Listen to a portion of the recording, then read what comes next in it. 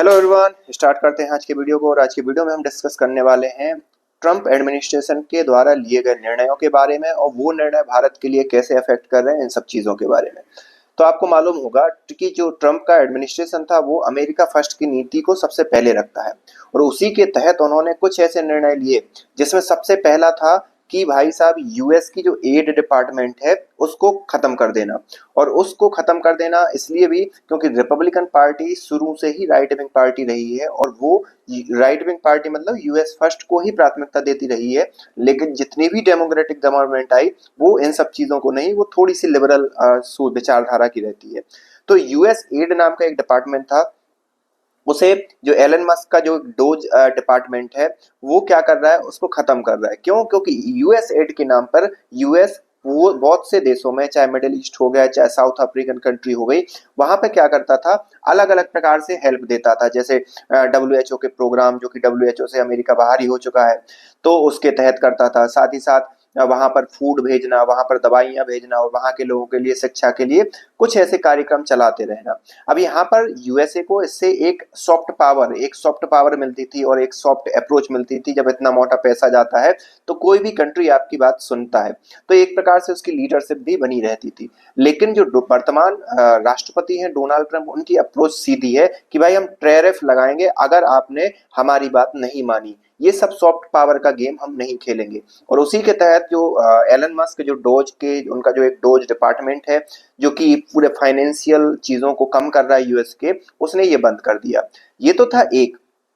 दूसरी बात यहाँ पर ये है, ये मैं इसलिए बताया मैंने कि उन्होंने जो वादे किए थे अपने चुनावों के अंदर उसको एग्जीक्यूशन में लाना उन्होंने स्टार्ट कर दिया है।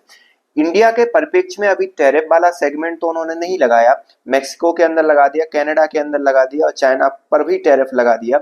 बट इंडिया अभी उससे बाहर है। इसलिए भी उसके बाहर होने के कारण कुछ और भी हो सकते हैं, क्योंकि फरवरी में हमारी जो एक संभावित विजिट है हमारे प्राइम मिनिस्टर मोदी की, जो कि अमेरिका जा रहे हैं, उसके बाद जो भी डिस्कशन होगा हो सकता है उसके बाद चीजें अलग तरीके से निकल कर सामने आए, तो वो हमें अलग तरीके से ले रहा है। लेकिन अगर हम बात करें जो इनलीगल इमिग्रेंट का जो मुद्दा था, जिसके लिए डोनाल्ड ट्रंप मुखर रूप से ये कहते आए हैं कि जितने भी अमेरिका के अंदर इलीगल इमिग्रेंट रह रहे हैं उनको हम बाहर फेंक देंगे, और उसी के तहत अलग अलग मेक्सिको हुआ, कोलंबिया हुआ और अलग अलग देशों के इमिग्रेंट्स को वहां के अमेरिकन के जहाज वहां पर क्या कर रहे हैं, डिपोर्ट कर रहे हैं।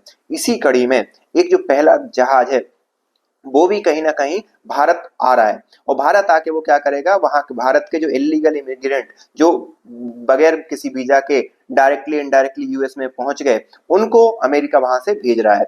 और उसको अमेरिका भारत ने भी उन जो इलीगल इमिग्रेंट हैं उनको लगभग 18,000 के समथिंग इलीगल इमिग्रेंट को स्वीकार करने की बात भी कबूल ली है। मतलब भारत को भी ओके है इस चीज में। अब भारत ओके क्यों है? क्या भारत अमेरिका के सामने झुक गया, या फिर भारत अमेरिका की लीडरशिप से डर गया? कई ऐसे क्वेश्चन आपके मन में आ रहे होंगे। मुझे एक पॉसिबल जो लगता है, क्योंकि आपको भी मालूम होगा सीएए के तहत भारत भी जो प्रवासी बांग्लादेशी या जो भी इमिग्रेंट हैं उनको बाहर फेंकने की सोच रहा है। जब तक अमेरिका के अंदर डेमोक्रेटिक गवर्नमेंट रहती है तब तक भारत या कोई भी देश ऐसा कुछ करता है तो सीधी सी बात है उस पर डेमोक्रेटिक गवर्नमेंट अलग अलग तरीके से दबाव बनाती है, चाहे अलग मतलब सीधी सी बात दबाव बनाती है अगर अमेरिका के पक्ष में ना हो। लेकिन अगर हम बात करें रिपब्लिकन पार्टी की, तो रिपब्लिकन पार्टी इन सब चीजों के मुद्दों पर मौन रहती है। उससे कोई मतलब नहीं रहता कि दूसरा देश क्या कर रहा है। और इस प्रकार से भारत का एक्सेप्ट कर लेना इस चीज को भी सहूलियत देता है कि भैया हमने दूसरे देश के जब इमिग्रेंट हमारे देश के जो नागरिक दूसरे देश में चले गए थे इलीगली, उनको एक्सेप्ट करा, तो हम भी जो भेजेंगे उसे भी दूसरे देश को एक्सेप्ट करना पड़ेगा। ये मैं बात कर रहा हूँ जो मतलब अवैध बांग्लादेशी जो भारत के अंदर आ गए हैं, जिनके लिए सीए नाम का एक कानून बनाया गया, इन सब चीजों को, या एनआरसी जो एक प्रस्तावित एनआरसी जो है, तो हो सकता है भारत उन परिप्रेक्ष्य में वर्ल्ड को यह दिखाने की कोशिश हो कि भाई जब हमने दूसरे देश के इनलीगल इमिग्रेंट करे तो हमें भी दूसरे देश के इनलीगल इमिग्रेंट उनके देश में भेजने का अधिकार है। तो ये सब चीजें मेरे हिसाब से लगता है कि वो इसलिए भारतीय गवर्नमेंट ने एक्सेप्ट करा है।